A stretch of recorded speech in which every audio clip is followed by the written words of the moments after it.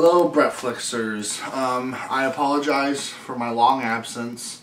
It's been about I think it's been over a month since I've actually done a video on anything, and it's been an interesting month. Basically, a lot of it has just been kind of pure laziness. I would say for the most part, it's been pure laziness on my part because, you know, I've been working a lot, wake up, you know, normally have to wake up earlier than I normally would to do these, and I've been requiring a little extra sleep lately. But also, a lot of it has had to do with me kind of reevaluating what I want this show to be. Obviously, when I started, if you've been following me, originally my show started out as a Netflix thing, and I would review movies that I feel people should watch on Netflix. I'd recommend movies I feel people should watch on Netflix. And I've been kind of being less interested in that and just wanting to focus more on just movies in general. Kind of like picking a theme and doing a series of episodes around that theme. I mean, so who knows? I mean, my show's still very young, and I still have a lot of kind of discovering to do with what I want this show to be. So who knows what the future holds. And for now, I've kind of picked another theme. Like my last videos I did was a trilogy on Star Wars movies, and I was really happy with that. Like I loved just how I was able to kind of express my feelings on those films and not kind of have to worry about like, oh, they're not on Netflix and all that stuff.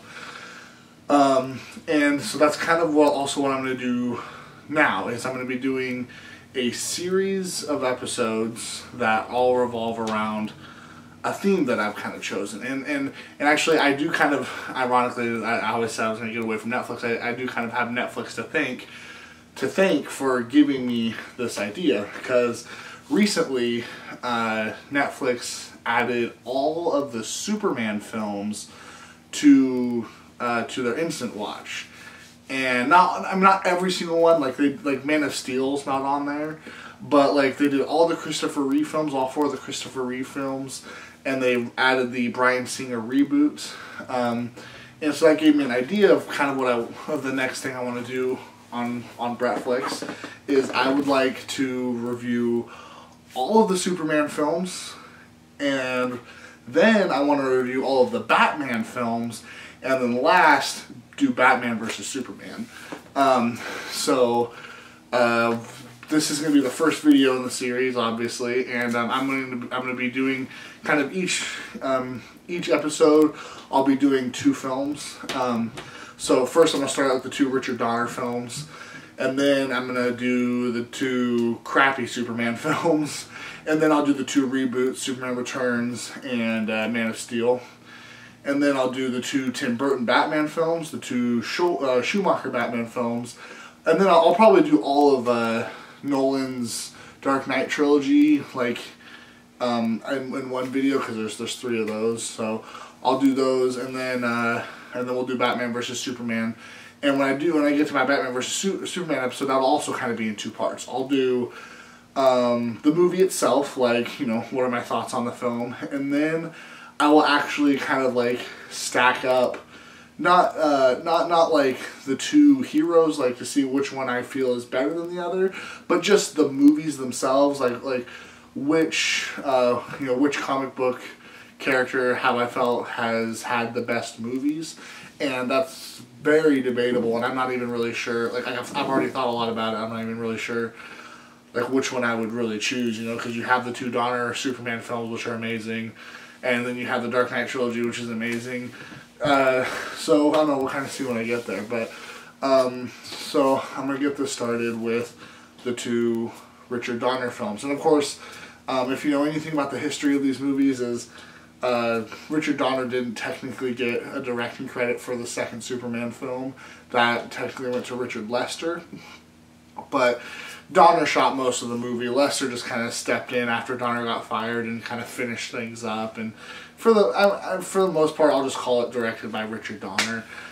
Now, these films are great. Like the two Donner films are amazing. Like you could debate what is the greatest of all comic book films, you know, which one is the absolute best. And I think a lot of people have a hard time choosing between like Superman, Donner's original Superman film, and maybe The Dark Knight.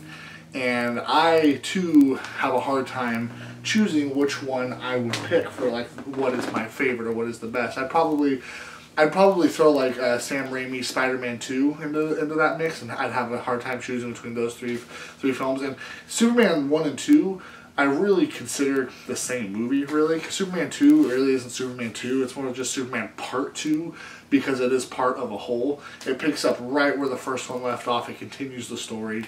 Both films were shot at the same time, you know.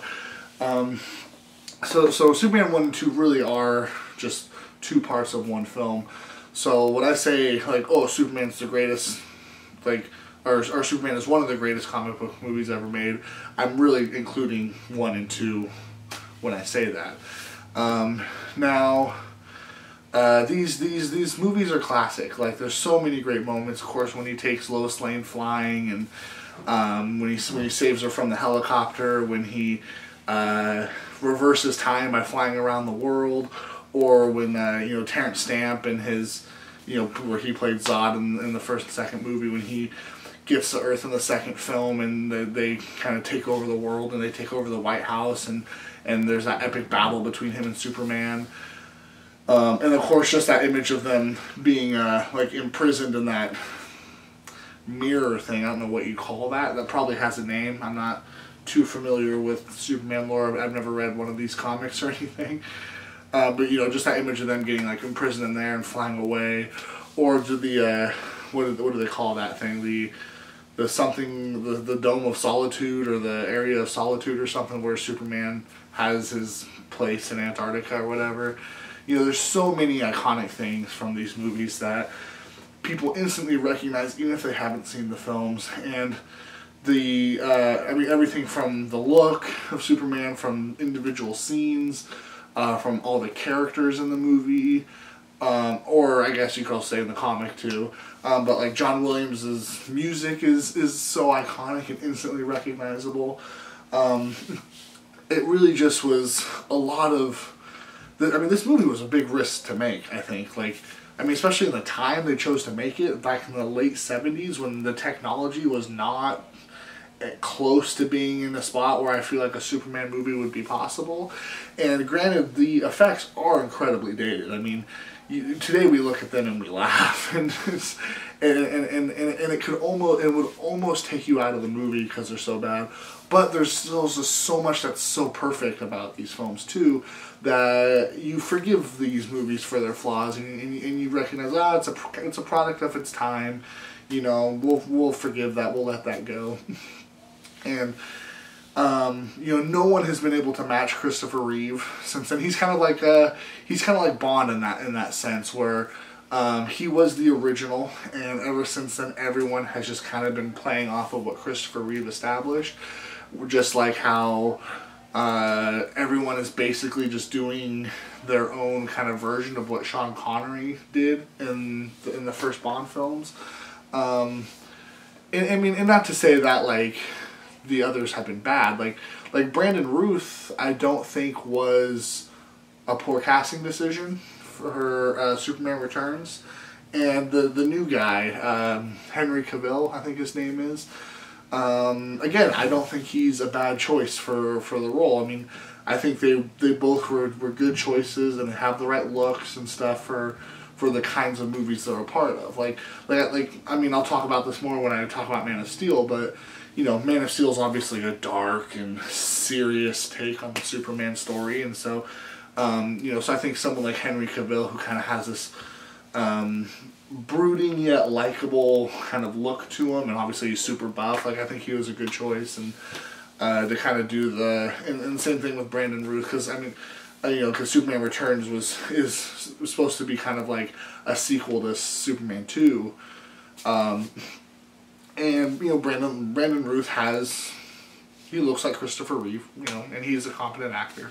So I have no real criticisms on on the Supermans that have followed Christopher Reeve, but at the same time, it's like there's not a whole lot you can do that Christopher Reeve didn't already do with the character in the 4 films that he was in. And everything that is going to come after that is basically just going to remind people of Christopher Reeve. He's that iconic in the movie. And of course, at that time when the first Superman film was made, he was a no-name. He was a nobody, just an aspiring actor. And again, they took a risk. They took a risk at hiring a nobody. And it paid off because he ended up being absolutely perfect for this movie.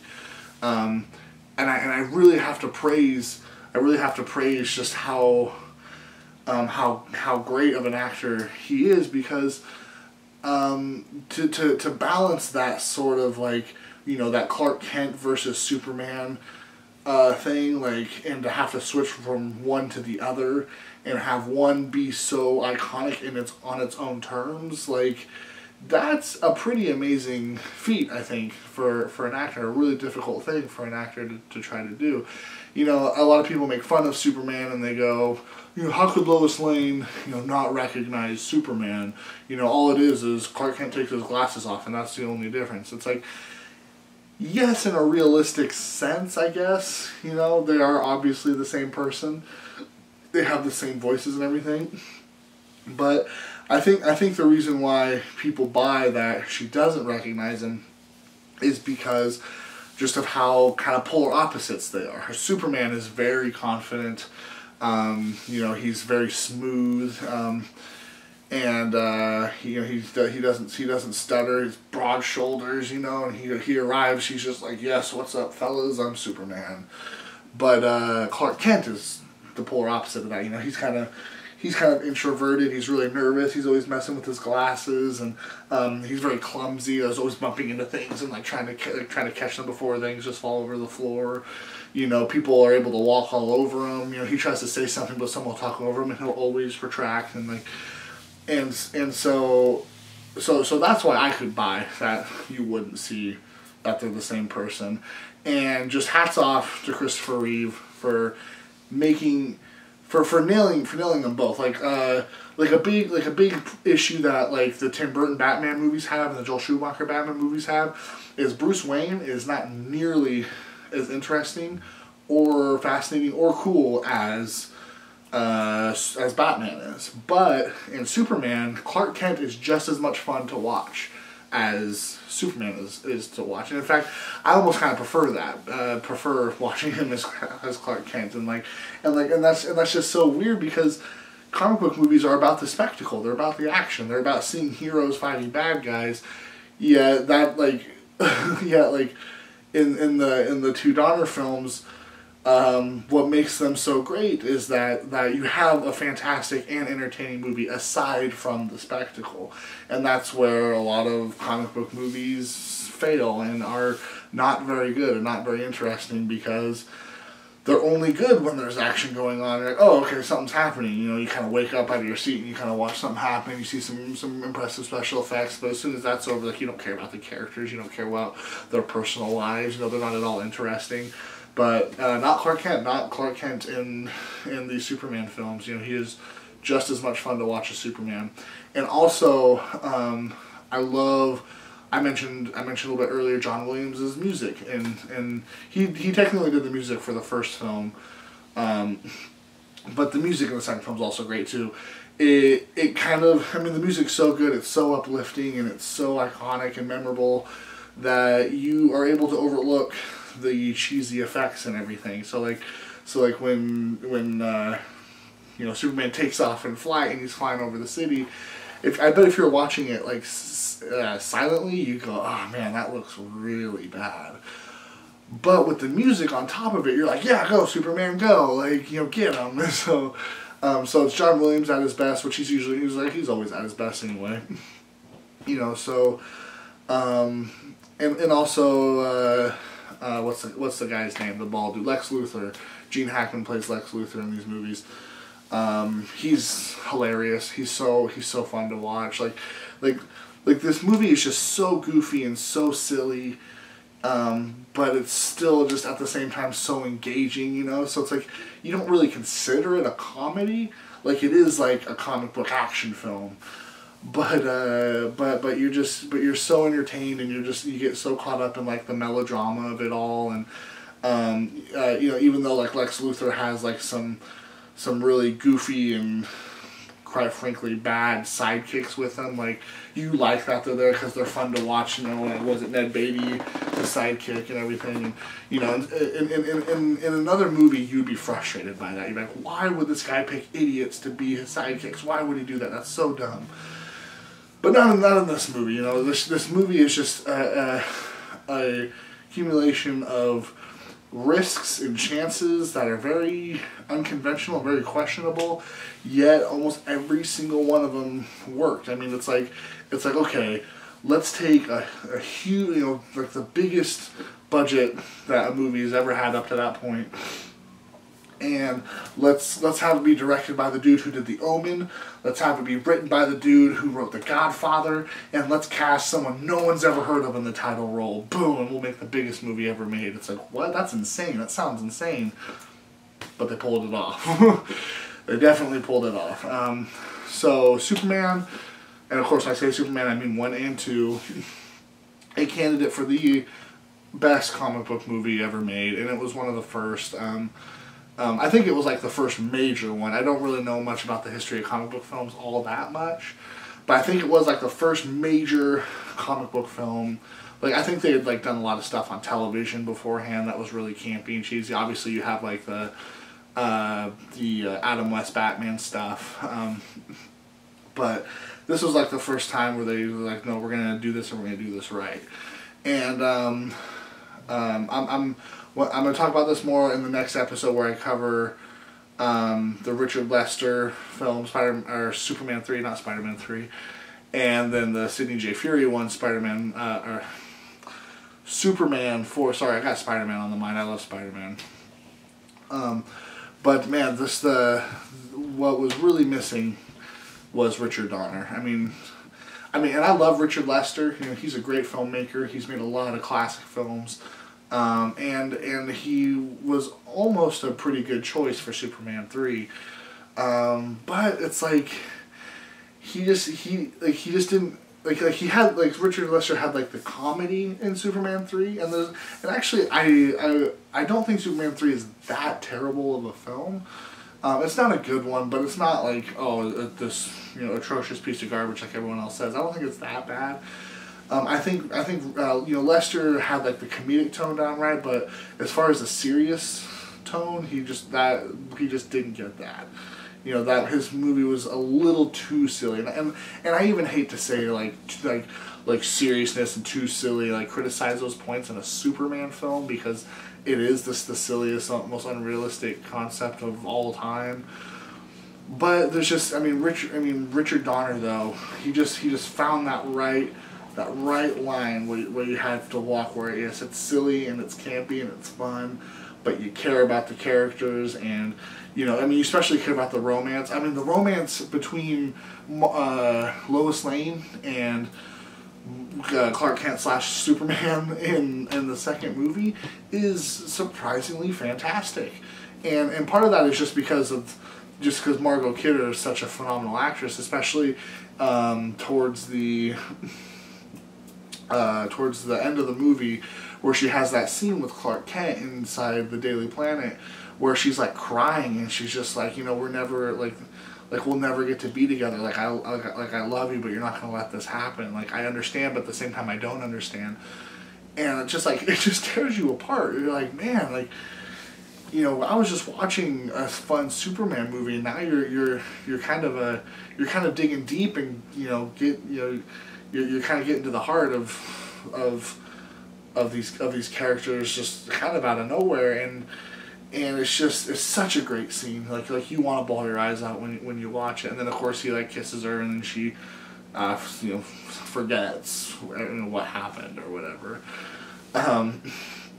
Yeah, just there's so many things to talk about with these movies, and I feel like maybe I've given you the kind of the gist, touched on each little point of why these movies are so great. Watch these movies. Like I said, they're on Netflix right now. Like there's no excuse not to. Like at least watch the first two. You know, three and four, especially four, aren't very good. But you gotta see these movies. They're so classic. Like I mean, if you have kids will be into these. I remember watching these movies as a kid, and I loved them. And yeah, so these two movies, which are really like one movie, Superman, the Richard Donner Superman films, they're classic. They're great. You know, they're masterful, and I will forever love them. And they'll be hard to match. I mean, no Superman movie since then has matched it. I mean, no matter like. I mean, you can criticize the movie for its cheesy special effects, you know, say what you will about the effects of these films, but with how good the effects are, like in Man of Steel, like, Man of Steel is a pretty boring movie. It's like 2.5 hours, and you just kind of nap through the whole thing. You know, so obviously, good effects aren't what makes a movie. Even when the movie heavily relies on special effects to even exist, it's like you can have poor effects as long as everything else is strong enough. It's like a video game. Like, you know, good graphics isn't what makes a video game good. You can have poor graphics as long as everything else is working, and that's kind of how like these Superman films are. Everything works about this movie, except for maybe the special effects. And I think like maybe you could even criticize the plot point in the first Superman movie when he just flies around the planet and turns back time to fix everything. And I mean, I feel like almost with any movie, as soon as you introduce time travel, all logic and everything just kind of goes out the window, and just suddenly, like, even almost all of the tension goes out the window, because then you're just like, oh, well, you know, if something bad happens and someone dies who's not supposed to die, he can just reverse time again, and then everything will be fine, you know, so we don't really have anything to worry about. So maybe that's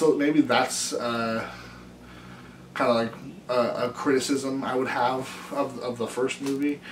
But even that doesn't really bother me that much. I still think it's fun. It's an interesting spectacle to see Superman do that anyway. So, you know, whatever. I'm not that picky.